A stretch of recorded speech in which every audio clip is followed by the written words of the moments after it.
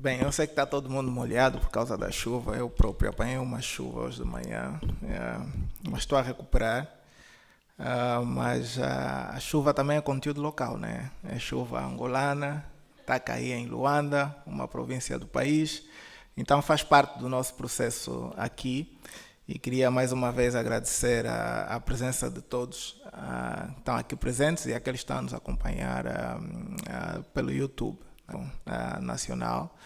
E eu queria primeiro agradecer a presença dos empresários que estão aqui do setor petrolífero, porque penso que pelo menos essa é a primeira vez que nós vamos ter painéis efetivamente com os empresários da indústria, né? É a primeira vez que nós temos aqui a classe empresarial representada para falar nos 4 painéis do evento. Não que não participam nos outros eventos, mas dessa vez a participação é mais forte. E isso é um bom sinal porque significa que está todo mundo expectante e com vontade de fazer de frente, né? Também queria aproveitar a oportunidade para agradecer os nossos patrocinadores, o BFA, que abraçou essa causa desde então e tem feito o seu caminho e se interessado cada vez mais pela matéria do conteúdo local. Também temos a TechCep, que é uma empresa do conteúdo local, que eu em 2019 acompanhei o esforço da empresa que fez até chegar aqui, né? Então estão de parabéns e obrigado por patrocinarem o evento. Temos também o Banco Milênio Atlântico, pela primeira vez patrocina um evento nosso. Muito obrigado, que não seja o primeiro nem o último, que não seja o último nesse caso, mas isso demonstra que o banco também está interessado em relação ao conteúdo local e eu vou mostrar depois o porquê que eu acho que o Milênio Atlântico também está aqui interessado na questão do conteúdo local. E temos também a Brimon, que é também uma empresa prestadora de serviços na indústria, também já com matérias e provas dadas na indústria, que tem também estado presente nas questões relacionadas ao conteúdo local. Bem, penso que não esqueci ninguém, por favor. E podem colocar já a apresentação, se estiver aí disponível. Olha, tá. Banco Ieto. Não podia, senão podia arranjar problemas aqui, né? Banco Ieto, obrigado. O Banco Ieto é um banco que despertou na nossa primeira conferência de conteúdo local, isso em 2000 Banco Oil and Gas, que essa é a terceira edição, em 2021.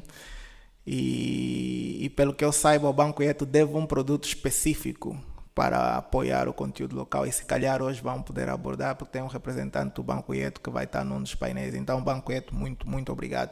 Para nós é muito importante ter esse casamento entre a banca e o setor petrolífero porque são os setores mais rentáveis do país, né, da nossa economia. Olha, tá me dá aqui o toque que esqueci a Kwanza Economics, né? Também queria aqui agradecer o patrocínio e o apoio da Kwanza Economics, que é um parceiro de mãos dadas da PetroAngola.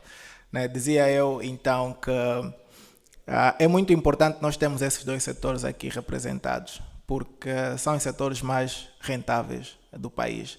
Apesar do setor petrolífero dar de 10-0 à banca, mas mesmo assim são os setores mais rentáveis do país.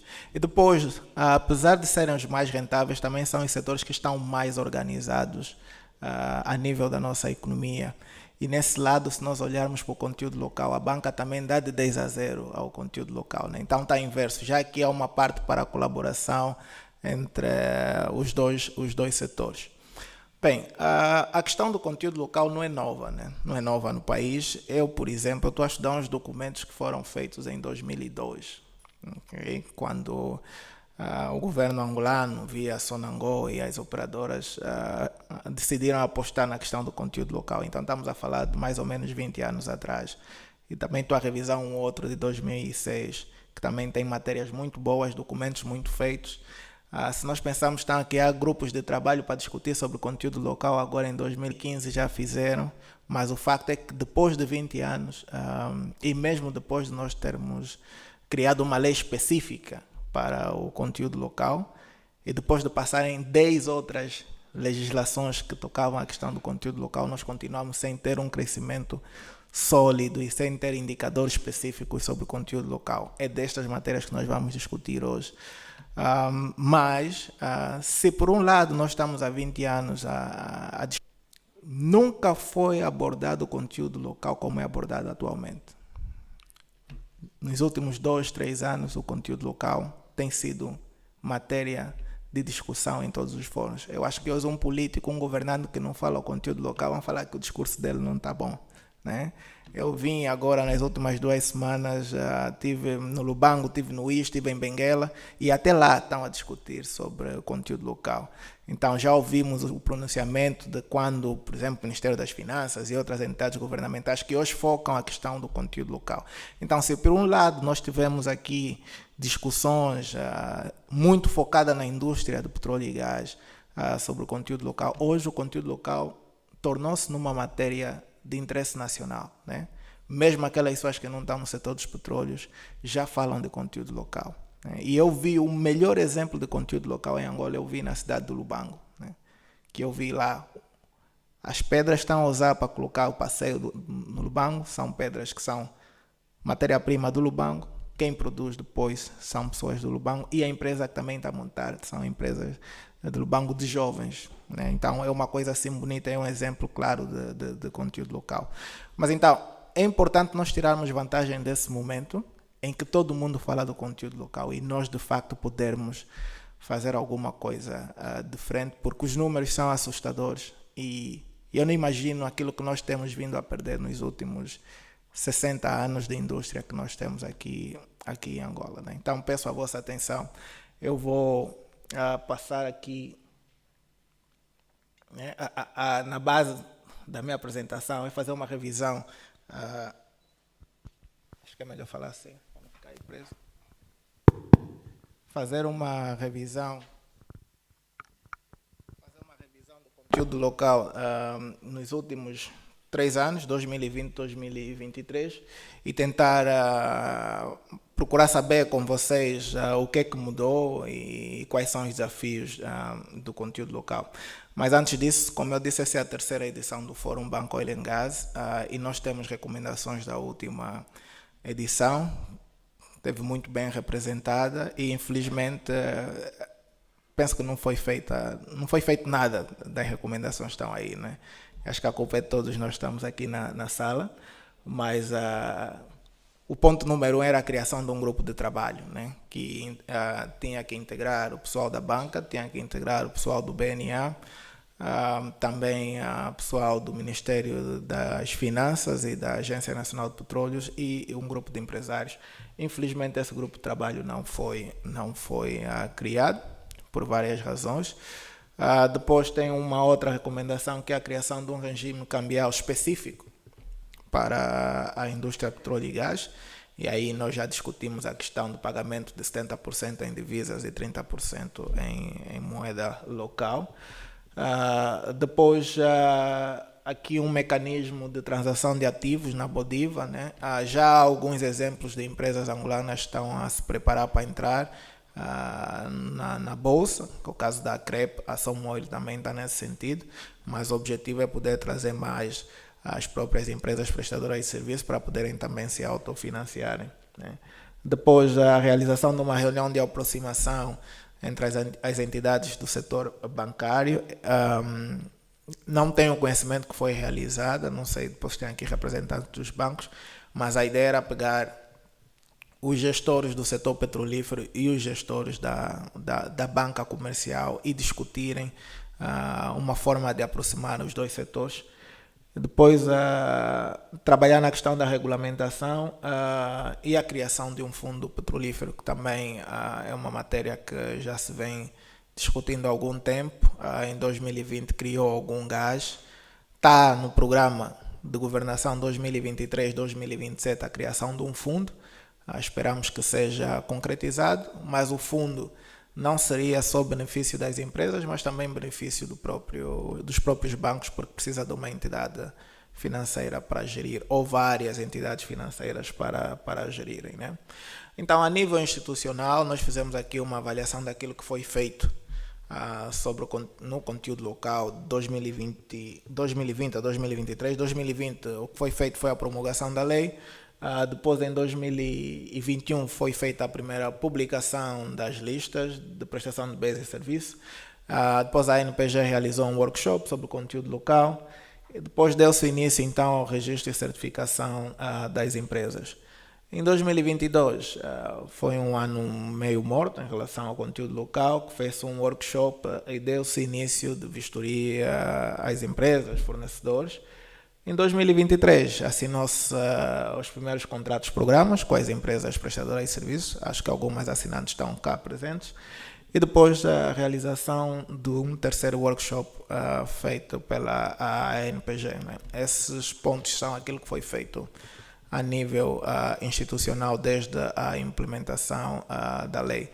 E volto aqui a dizer que a minha apresentação é simplesmente ilustrativa e representativa sobre o conteúdo local. Né? Não vou responder perguntas depois. Né? Vamos entrar logo direto para o painel.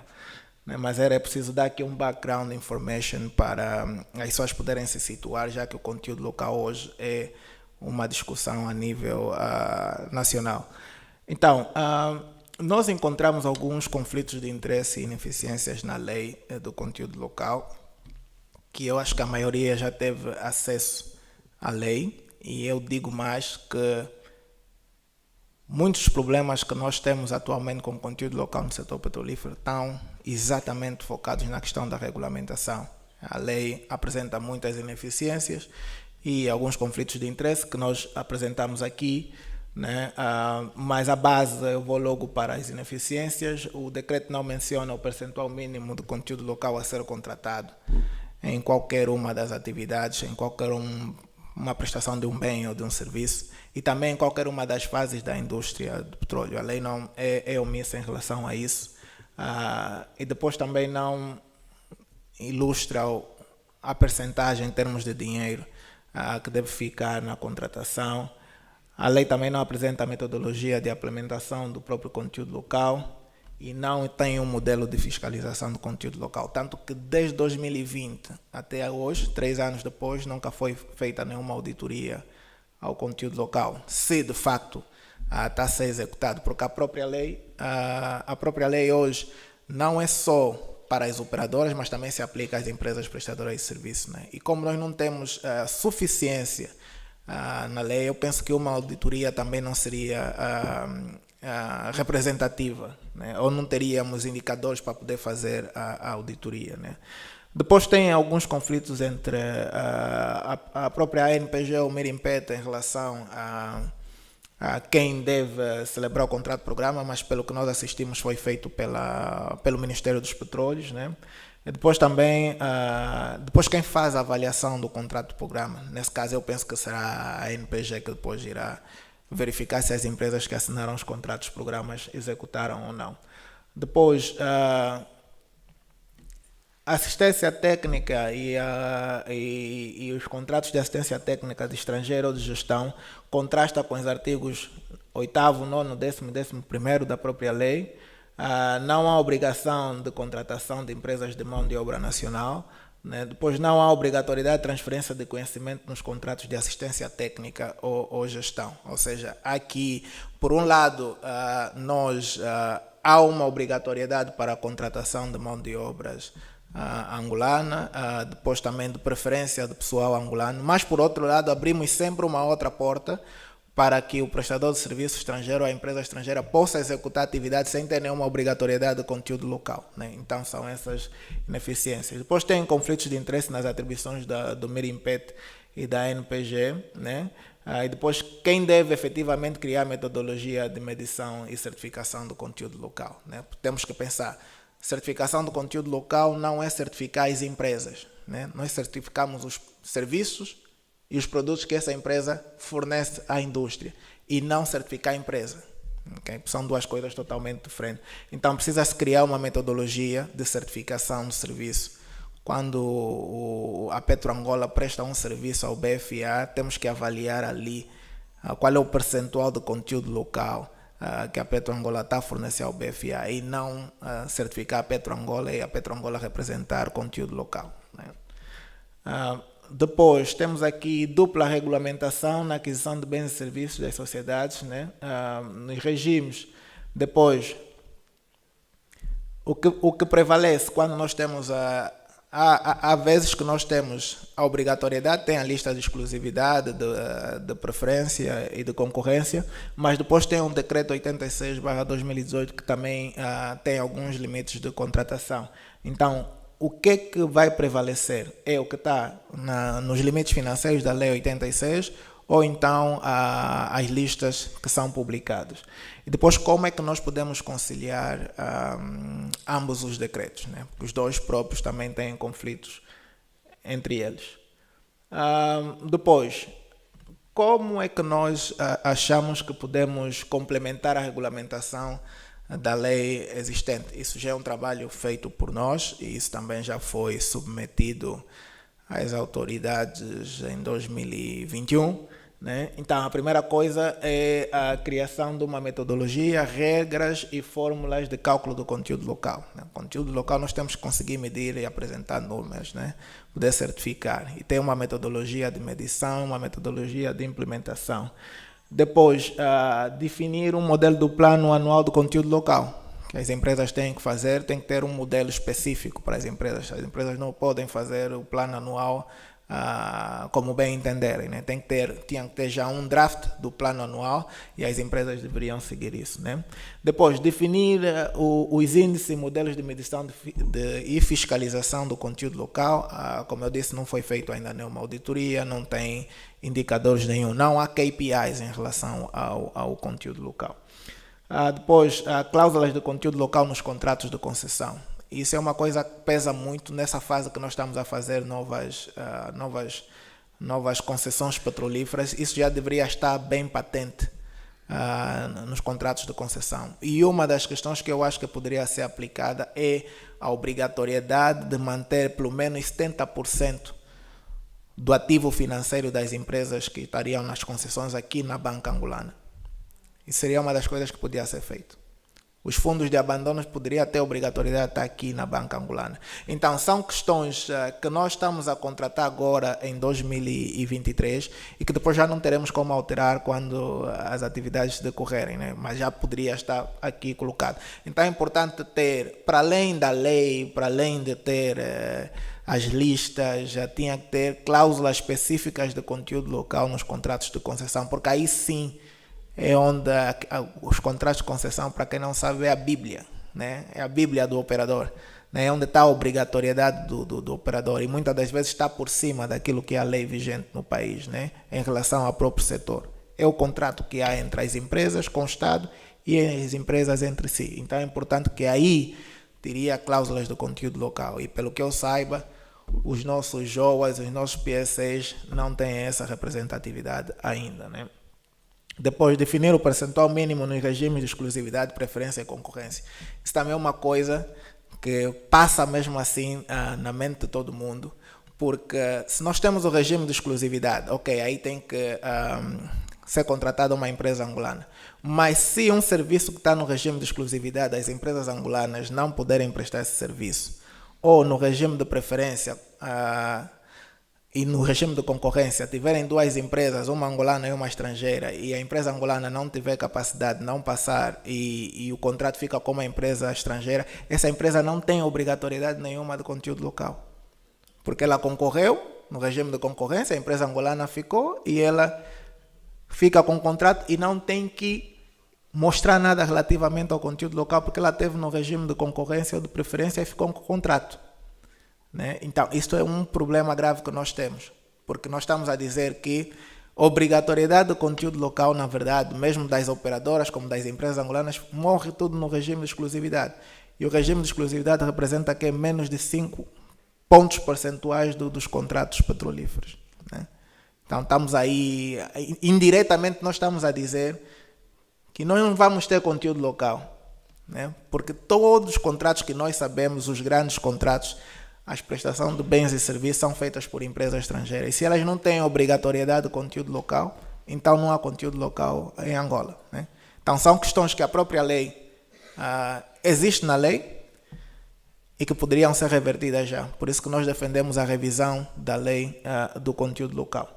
Depois, desenvolver uma fórmula matemática para atender os requisitos dos artigos do conteúdo local da lei que obrigam a contratação das empresas. Tem que ter fórmula matemática para nós definirmos o valor, porque o conteúdo local tem que ser medido no valor, no dinheiro que fica em Angola numa determinada contratação.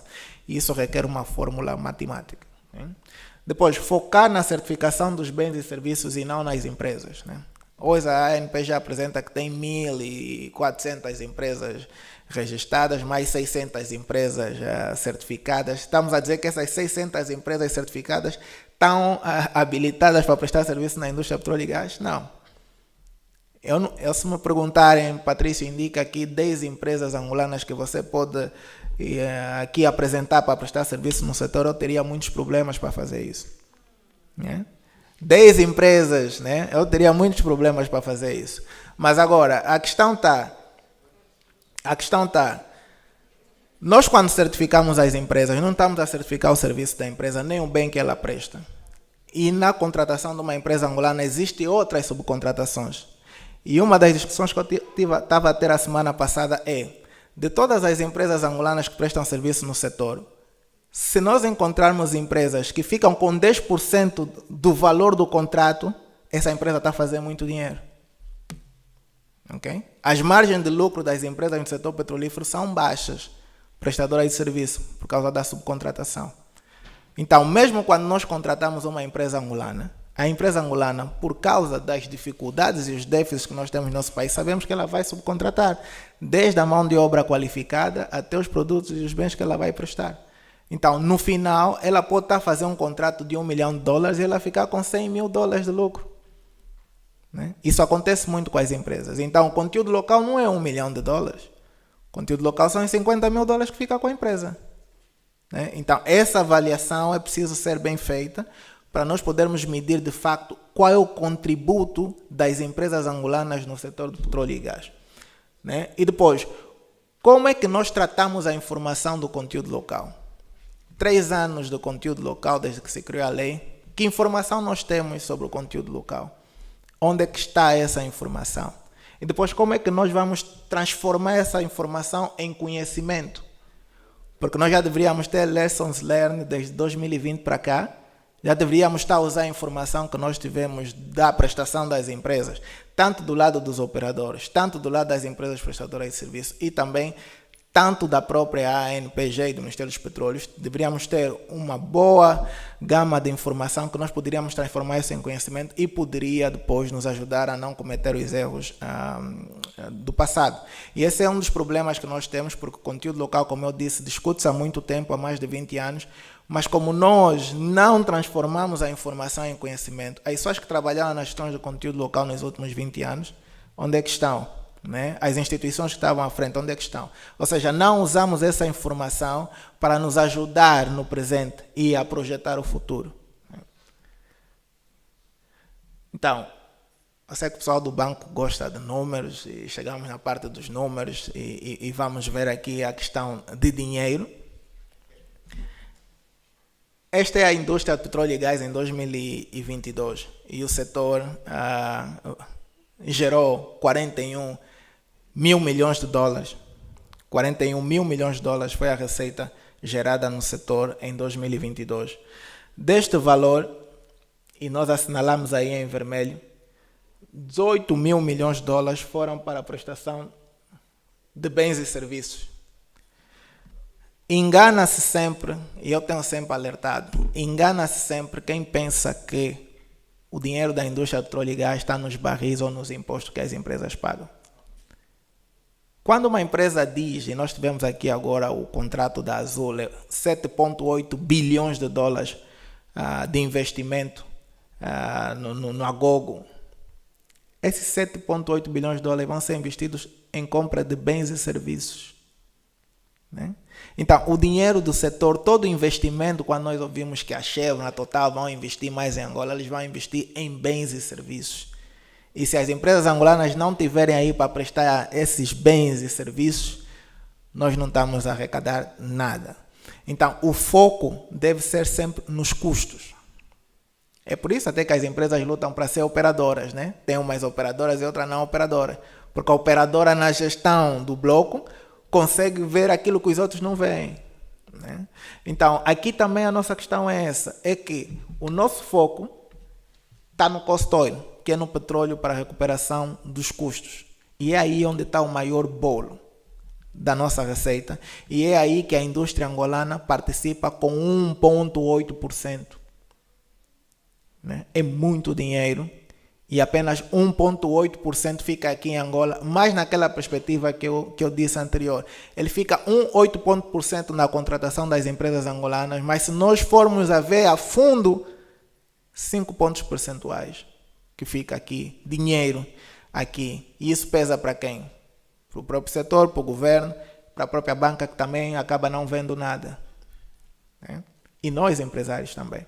Então, está aqui a forma que nós esmiuçamos o cash flow da indústria e está provado. Esses números são reais, okay? Podem ser consultados no Ministério dos Petróleos ou na Agência Nacional de Petróleo, são os números reais. A agência fica com 10 bilhões, que é com base na venda dos barris de petróleo, os 25% que o Vladimir apresentou, que são os direitos do Estado. O lucro das empresas, todas as empresas que estão aqui em Angola, com interesses participativos nos blocos, dividem os 7 bilhões, ou seja, em termos de lucro, só para terem uma ideia, empresas como a Total e a Azul, que têm os maiores portfólios ativos na indústria, estão com lucros de 1,4 e 1,6 bis, ou seja, nem elas fazem mais lucro do que os próprios custos. O lucro das empresas, somatório de todas as empresas com interesse participativo no setor de petróleo, são de 7 bis. E o ano 2022 foi um bom ano porque o preço teve em média de 100 dólares por cada barril. E depois os impostos representaram 6 bilhões. Né? Então, ou seja, mesmo o somatório da receita total do Estado, que vem dos recebimentos da concessionária e dos impostos, é inferior ao valor do custo. E é por isso que o conteúdo local tem que ser um problema nacional e de interesse, inclusive, do próprio governo, porque lá estaria a tirar mais receitas do que recebe agora. E as pessoas perguntam se aquilo é custo, como é que o Estado recebe aquele dinheiro? Através de nós que estamos aqui. É que se nós entrarmos no negócio, nós vamos pagar mais impostos. Os grandes contribuintes são quem? São a maioria das empresas prestadoras de serviços da indústria petróleo e gás. Então, se nós conseguirmos entrar mais no negócio, vamos pagar mais impostos e estaremos a gerar vários outros negócios. Né? É importante ter essa visão. Depois, este é o valor que foi gasto em bens e serviços nos últimos 3 anos, né? 2021. 2021 foram gastos 13 bilhões, 2022 18 bilhões e 2023 14 bilhões. Então, estes são os valores que foram gastos anualmente. E a nossa média no ano em gastos de bens e serviços, pelo menos nos últimos 3 anos sem análise, são 15 bilhões de dólares. 15 bilhões de dólares são mais de 55% do orçamento geral do Estado do país. É muito, muito, muito dinheiro, que infelizmente as empresas angolanas ficam apenas com 1,9%. Mas como eu disse, se irmos mais a fundo, vai ser 0,5%, né? Por causa das subcontratações. Então, temos muito dinheiro, esse dinheiro está sempre disponível, todos os anos, porque é obrigatório. Antes das empresas partilharem os lucros, primeiro têm que satisfazer os custos e nós continuamos a não participar na prestação de bens e serviços na indústria. Por isso que isso é um alerta. Os bancos perguntam-se como é que nós vamos chegar aí. As empresas perguntam como é que nós vamos chegar aí. E depois o próprio governo pergunta-se como é que vamos chegar aí. A resposta é única. São as empresas do conteúdo local. O único ente que pode ter conexão direta com essa receita são as empresas prestadoras de bens e serviços. E tanto o governo, a banca, o próprio BNA recebe através dessas empresas, ou seja, o umbigo são as empresas do conteúdo local, o umbilical, se vamos assim chamar, e depois cada outro setor vai retirar os seus dividendos através das empresas, né? Então, mas as empresas têm problemas e um deles é a questão do financiamento, né? A banca tem a informação que eu tenho atual é que temos mais de 1.000 milhões de dólares em ativos em moeda estrangeira na banca, por exemplo, sem destino. E as empresas estão aqui, precisamos, eu que estou aqui preciso de dinheiro para investir. A indústria precisa de dinheiro para investir. Qualquer prestador de serviço na indústria sabe que nós também funcionamos como bancos, mesmo sem ter licença, porque nós financiamos a atividade petrolífera das operadoras. Então, precisamos de financiamento para poder dar resposta a esta necessidade a curto prazo, porque o dinheiro está ali, como viram, todos os anos são 15 bilhões. E eu acho que os bancos estão olhando na direção errada, porque o maior bolo de dinheiro do nosso país está aí. Acho que podemos aqui encontrar uma forma de cooperação em que vocês nos ajudam e nós também vos ajudamos. Né? É neste sentido e é essa colaboração que nós procuramos, porque já aqui, quando estávamos aí a tomar um chá, alguém disse que já se fala muito, agora queremos ações. Então, as ações são essas, concretas. As empresas podem chegar até lá, mas precisam de empurrão da banca. Depois temos uma outra questão que é acesso à moeda, que eu acho que também aí a banca dá um suporte à legislação que para cá, que nós estamos aqui, somos prestadores da nossa atividade. Então também essa é uma questão não só do BNA, mas eu acho que o modelo que nós podemos criar em pagamento de moedas estrangeiras, eu posso já lançar aqui uma ideia que nós tivemos no ano passado, é que as empresas não precisam ter acesso direto às divisas, pagam simplesmente os contratos que elas têm que pagar e o dinheiro fica na banca. E, aliás, eu acho que essa também é uma solução para desafogar o problema de escassez de divisa que nós temos no país.